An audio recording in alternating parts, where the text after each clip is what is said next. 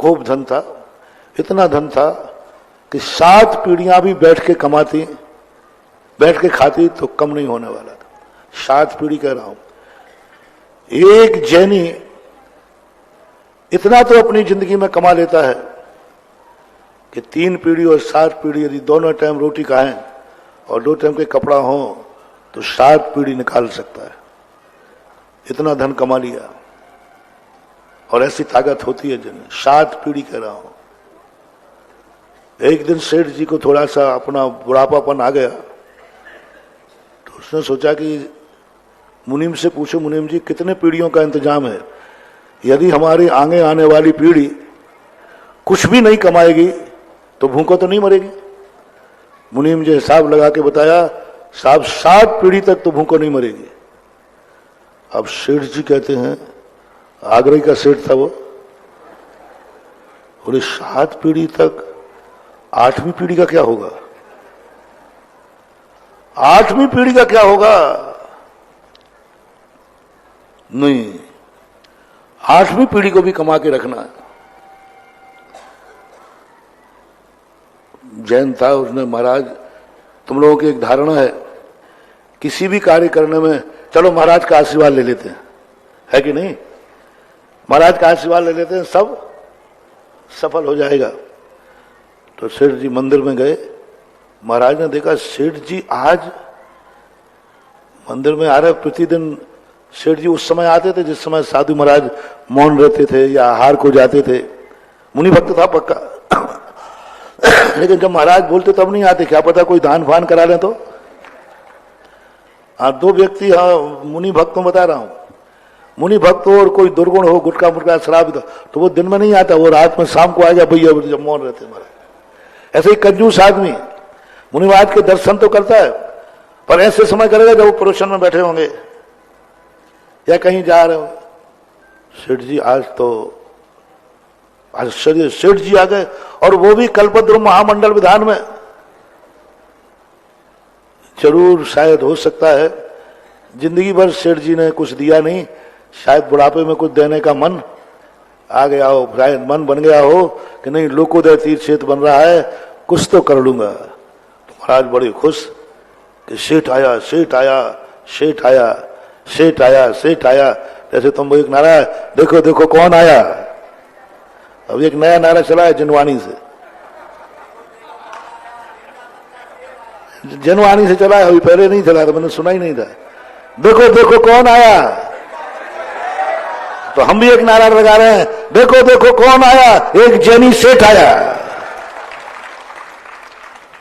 अरे सेठ मुनि महाराज का गुण, अरे सेठ आया, बहुत बड़ा सेठ आया, देखो देखो सेठ आया। महाराज अंदर से आज जरूर कोई ना कोई अच्छा काम होगा। लोगों ने महाराज जी पहले ही मुस्कुरा रहे थे, आके बैठे, बोले नमस्ते महाराज। हाँ, आज महाराज तो खुश थे ही, आशीर्वाद देते। महाराज जी एक आशीर्वाद की जरूरत है आपकी। अभी तक तो मैंने अब कभी आशीर्वाद लिया ही नहीं, क्योंकि अभी तक तो सब हमने अपने बल पे किया है, लेकिन अब मैं थोड़ा बूढ़ा हो गया हूं, एक कार्य बाकी है और हमारा विश्वास है कि जो काम स्वयं से नहीं हो, गुरुओं के आशीर्वाद लेने से समर्थ। तो महाराज ने कहा, बोले सर जी क्या बात है?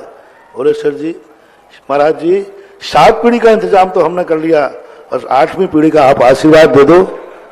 मैं कमाने जा रहा हूं, बस जल्दी समझ में इंतजाम हो जाए, क्योंकि अब बूढ़ा हो गया हूं, कमर दुखने लगी बस जल्दी हो जाए, बस इतना आशीर्वाद दे दिए। महाराज ने कहा, ये तो देने नहीं, ये तो 8वीं पीढ़ी का। महाराज ने आंख बंद कर ली। ओहो, इस उम्र में 8वीं पीढ़ी का। निमित्त ज्ञानी महाराज थे, उन्होंने जान लिया सेठ जी। बोले महाराज जी आपका चेहरा क्यों उतर गया? हमने कोई कुछ नहीं, आशीर्वाद नहीं देना तो मत दो, ये चेहरे पे 12 क्यों बज रहे आपके? आशीर्वाद ही मांगा है, आप गुरु हैं, हम आपके भक्त हैं, जैनी हैं, हमने कोई अपराध थोड़ी किया। यही कहा 8वीं पीढ़ी का आशीर्वाद दीजिए, आपका चेहरा क्यों उतर गया? बोले कोई बात नहीं सेठ जी आशीर्वाद दे। बोले ऐसे नहीं, खुशी होके दो, चेहरा उतार के क्यों दे रहे? जब आए थे तब तो आप बिल्कुल खिल रहे थे एकदम। बिल्कुल वो फूल होता है ना, काय के फूल होते हैं, गुलाब के फूल जैसे आप खिल रहे थे एकदम कली कली, और मैंने आशीर्वाद मांगा और आपका चेहरा मुरझा गया। ऐसे नहीं लूंगा, हंस के दो, खुशी खुशी दो, ऐसे आशीर्वाद दो हाथ उठाकर। महाराज कहते खुशी से तो नहीं दे पाऊंगा सेठ जी, तो खुशी से लिए बिना मैं जाऊंगा नहीं। आप खुशी से आशीर्वाद दोगे तभी मैं उठूंगा यहां से। आप आशीर्वाद दीजिए, खुशी खुशी दीजिए। महाराज कहते खुशी से तो नहीं दे पाऊंगा। क्यों? क्यों? कोई पाप करने नहीं जा रहा हूं, कमाने के लिए आशीर्वाद मांग रहा हूं। बोले सेठ जी तुम सुन नहीं पाओगे जो मेरे ज्ञान में झलक रहा है, जो मैंने आंख बंद करके देख लिया है। बोले महाराज जी क्या बातें करते, जो 7 पीढ़ी का वजन सहन कर सकता है तो आपकी बातों से क्या फर्क पड़ने वाला। बोले सेठ जी सहन नहीं कर पाओगे आप। बोले महाराज कहिए, ऐसी कोई फर्क नहीं पड़ने वाला हमें, हम लोग आगरा के सेठ हैं, कोई फर्क नहीं पड़ने वाला। बोले सेठ जी तुम्हारी उम्र मां 7 दिन शेष है, तुम धन कमाने जाओगे विदेश, लौट के नहीं आ पाओगे। अच्छा अच्छा, इसलिए आपको चिंता हो गई। महाराज आप भी महाराज होकर मृत्यु से डरते हो।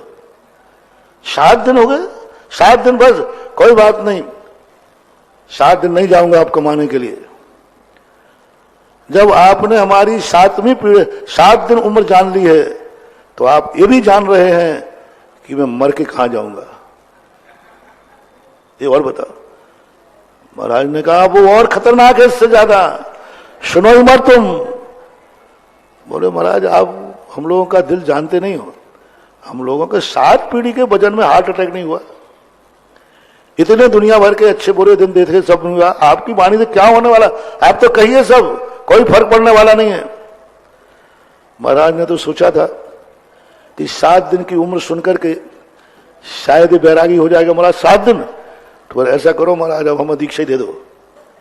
बब का तो यही लक्षण होता है कि भाई 7 दिन जब जिंदगी रह गई है तो अब क्या संसार में जाना, 7 दिन के लिए कम से कम अपनी साधना करें। 7 दिन की उम्र है, आगरा वालों की उम्र भी 7 दिन की है, 1 तारीख से 7 तारीख तक, 1 जनवरी से 7 जनवरी तक उम्र है आगरा की। बोले सेठ जी नहीं सुन पाओगे।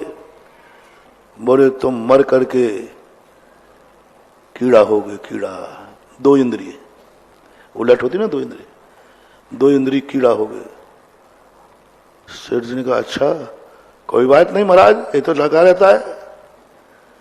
महाराज कह रहे इसके चेहरे पे तो कुछ भी नहीं हो रहा, ये तो कुछ भी यूं सुन रहा है जैसे, देखना वो सही मान रहा है।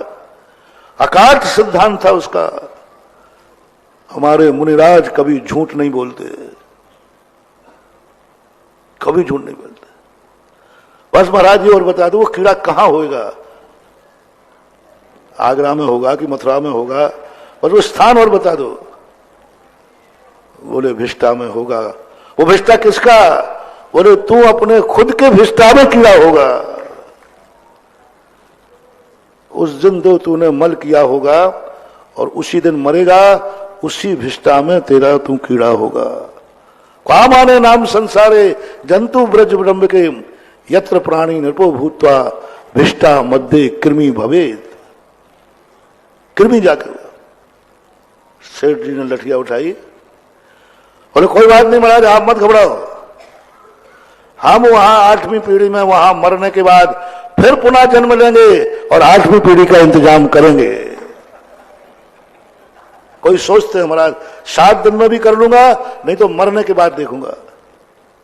कुछ भी वैराग्य नहीं हुआ। और महाराज से हो गया तो महाराज जी आप टेंशन मत आओ, आप हमारी चिंता छोड़ो, हम लोग ये सब कुलाटे खाते रहते हैं, कभी नरक, कभी स्वर्ग, कभी कीड़ा, कभी मकोड़ा, ये सब होता रहता है महाराज, चलता है। महाराज तो वैराग्य में चले गए। कैसा है संसार, यथार्थ घटना है। राजा का नाम है, बाकायदा उसके नगर का नाम है, सब कुछ पूरा कथा कोश में लिखा हुआ है। हरिवंश को पद्म पुराण रवि शर्मा महाराज ने भी उल्लेखित किया जैनन देव की वाणी में। वहां जाकर के वो घर में बेटे को बुलाता है, बेटा यहाँ आओ, सब परिवार को बुला लिया। बेटा कभी मुनियों की वाणी पर संदेह नहीं करना, मुनियों के वचन न झूठे हों जो कुछ मुख से कह देते हैं। कभी मुनि की वाणी पर संदेह मत करना बेटा, कभी नहीं करना। सूरज इधर का उधर हो सकता है, मुनि महाराज ने वाणी निकाली है, वो होगा। क्या हो गया पिताजी? हाँ कह दिया वो होगा। बोले बेटा मैं 7वें दिन मरूंगा। बोले पिताजी किसने ज्योतिष? भाई बेटा मैं इसलिए कह रहा हूं, मुनि महाराज ने कहा, किसी ज्योतिषी ने नहीं कहा, कोई पंचांग देखने वाले ने नहीं कहा। संदेह मत करना, 7वां दिन है, यानी 7वां ही दिन है। तुम्हारा 7वां दिन दूसरी तरीका है, वो बता दूंगा, नहीं तो तुम गड़बड़ हो जाओ यार। लेकिन तुम भी वही निकलोगे पट्टा, तुम्हें मैं जानता हूं। पिताजी हाँ, और देख सुन ले, 7वें दिन मैं अपने छौज खाने में खुद के भिष्टा में कीड़ा होऊंगा। बेटा घोड़ा, पिताजी आप भिष्टा का कीड़ा? बोले पागल कहीं का, ये तो संसार चलता रहता है। बस तू एक काम करना, फनारे रंग का कीड़ा होगा, इस साइज का होगा, तू पकड़ करके मार देना, और फिर मैं मर करके हो सकता है पुनः मुझे, क्योंकि मेरी तो 8वीं पीढ़ी में रुचि है, तो फिर से मैं यहां आकर के 8वीं पीढ़ी का इंतजाम करूंगा। उस समय आयु का बंध नहीं हुआ था, चाहता तो छेद सकता था, लेकिन 7वां दिन आया, मर करके भिष्टा का कीड़ा हुआ। देखता है वह, बेटा पिताजी ने जैसे ही कहा था वैसे ही रंग का है, वैसे ही कलर का है, जैसे उसको चमीटा से पकड़ने जाए वो कीड़ा छुप जाए अंदर मलबे में। क्या बात है, पिताजी ने कहा था मुझे मार देना, ये तो मरने नहीं चाहता, ये तो मरने नहीं चाहता। महाराज ने जो बातें कही वे तो सही निकली, लेकिन पिताजी ने जो बात कही वो तो सही है ही नहीं कि मुझे मार देना, ये तो मरने नहीं चाहता। बेटा भी महाराज के पास गया, बोले महाराज जी आपने जो कहा था वो सही हो गया, पिताजी मरे उसी कलर का सब। बोले बेटा तू मार करके एक जीव की हत्या का पाप क्यों लेना चाहता है? वो नहीं मरना चाहेगा, भिष्टा का कीड़ा भिष्टा में राजी। ये संसार का नियम है, जो जिस पर्याय में चला जाता है उसी पर्याय में रम जाता है, कोई नहीं मरना चाहता। अब जो भिष्टा का कीड़ा भिष्टा में राजी है, तो पिताजी तो क्या कहते, बोले यही तो मोह है 7वीं पीढ़ी का। महाराज भिष्टा का कीड़ा, मेरे पिताजी इतना धन जोड़ गए, इतना सब कुछ जोड़ गए, हमारे लिए उन्होंने क्या क्या नहीं किया, लेकिन आज उन्होंने क्या पाया? मेरे लिए सब जोड़ गए, पीढ़ियों के लिए इतना इतना धन। महाराज ने बेटे को उपदेश दिया, बेटा ये संसार है, ये संसार है, यही तो सबसे बड़ा जंजाल है। बेटा को वैराग हुआ, सारी तिजोरियां खुली खुली रह गईं। बेटा ने जब देखा पिता भिष्टा का कीड़ा बने, इसी धन दौलत के कारण, अकेला बेटा था, तुरंत महाराज के पास केस लॉन्च करना शुरू कर दिया, मुनि दीक्षा ले ली। तुमने क्या किया? तुमने तो 7 पीढ़ी को जोड़ा और एक ही पीढ़ी में सब ताले खुले रह गए, गए नहीं, वो घर ही नहीं गए। किसको सौंप के जाए? किसको सौंपना? क्या करना? तुरंत दीक्षा ले रही। आप बोलो मर गया 7 पीढ़ी का करते करते, और एक पीढ़ी भी नहीं भोग पाई। किसके लिए जोड़ा? बेटा वैराग को प्राप्त हो गया। क्या है ये तमाशा? तुम कल के दिन भोगने जाओ। इसी बीच में एक और संस्मरण याद आ रहा है।